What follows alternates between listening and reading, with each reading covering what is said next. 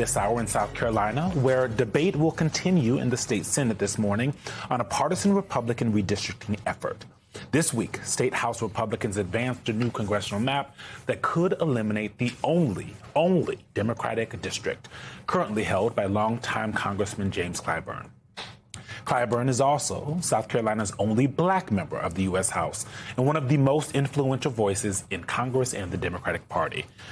And this move would further dilute black voting power in the state for potentially decades. The new map that you see there still has to get through the state Senate, which yesterday failed to secure enough votes to finalize it in time for the start of early voting on Tuesday in South Carolina's primary election. But on Friday, 5 Senate Republicans joined Democrats in opposing a rushed process. And some Republican legislators believe the redistricting effort could backfire on their party. As the AP points out, some Republicans have expressed concern that an attempt to draw a 7-0 House map for the party could spread Republican voters too thin, making some current Republican-held districts susceptible to Democratic victories. It's called dummy mandering. But no matter what happens to his district, Congressman Clyburn vowed to stay in the fight. No matter how the lines are drawn, where they are, I'm going to run for re-election, and I plan to run on my record, and I plan to run on America's promise. I don't know how you decide that a state with 27% African Americans deserves 0 African Americans in the representation. But if that's the way they think, we'll have to just prove them wrong, which is exactly what I plan to do. Joining us now, former South Carolina Congressman Joe Cunningham, author of the new book, he won't hold it up, so I will, Life of the Party, How Democrats Lost America's Trust and How They Can Win It Back. And Adam Serwer, staff writer at The Atlantic. Thank you both for joining us, and congrats on the book. Appreciate it. Adam, I want to start with you. You had a new piece this week, Democracy is a Racial Entitlement Now. What we are unquestionably seeing is an evolution of Jim Crow era disenfranchisement, the purpose of which is to shape the electorate into one where inequalities of wealth, race, and gender can be maintained with a veneer of democratic consent. Provocative, honest, true. I think a lot of people, especially as someone who's black and families from South Carolina, can attest to. What does voting democracy actually mean for black Americans in the South, especially right now? Well, I think we're talking about potentially the biggest wipeout of black representation in Congress since the end of Reconstruction.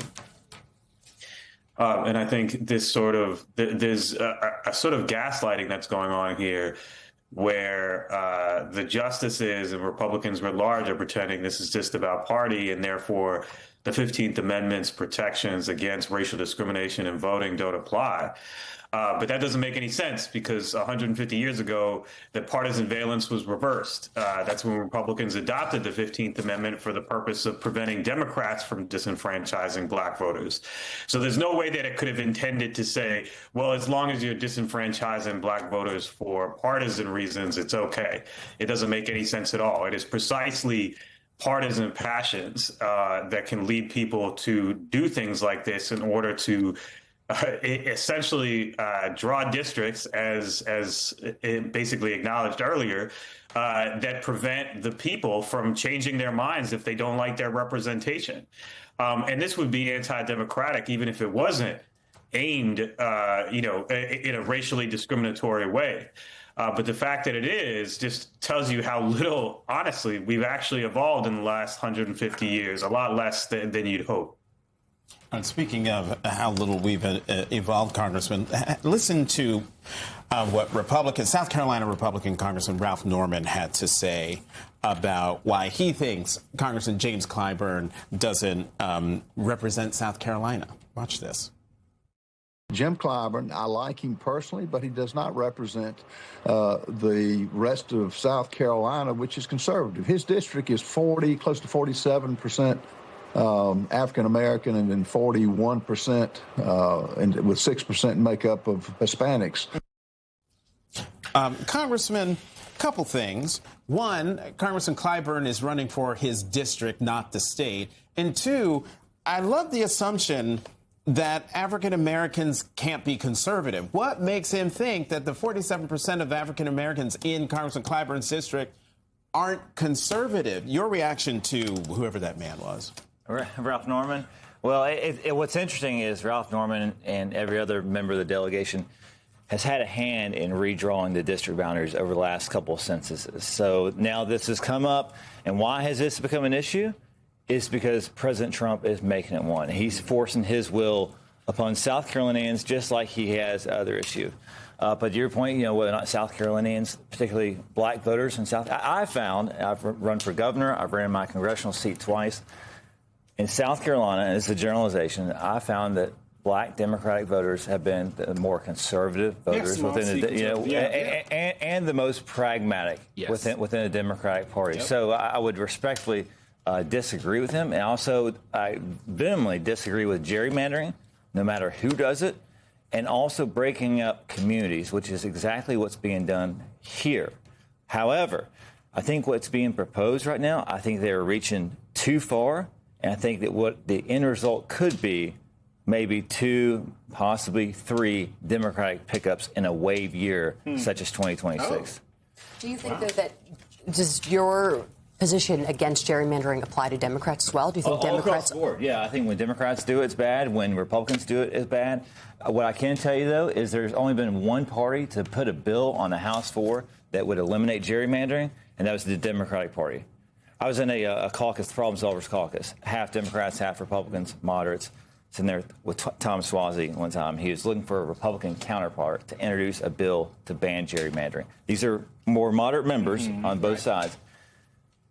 Could not find a Republican to co-sponsor a bill. So it's obvious there's one party, and the only solution is for the Democrats to regain power, to pass a rifle shot bill that eliminates gerrymandering, whether it be independent redistricting commissions or whatever. But I think this is the greatest threat to our democracy. But in the now, what do you propose that Democrats do to respond to Republicans' redistricting approach?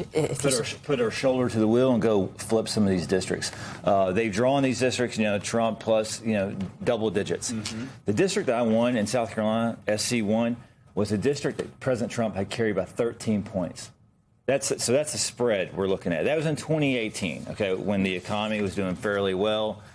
This is a completely different cycle.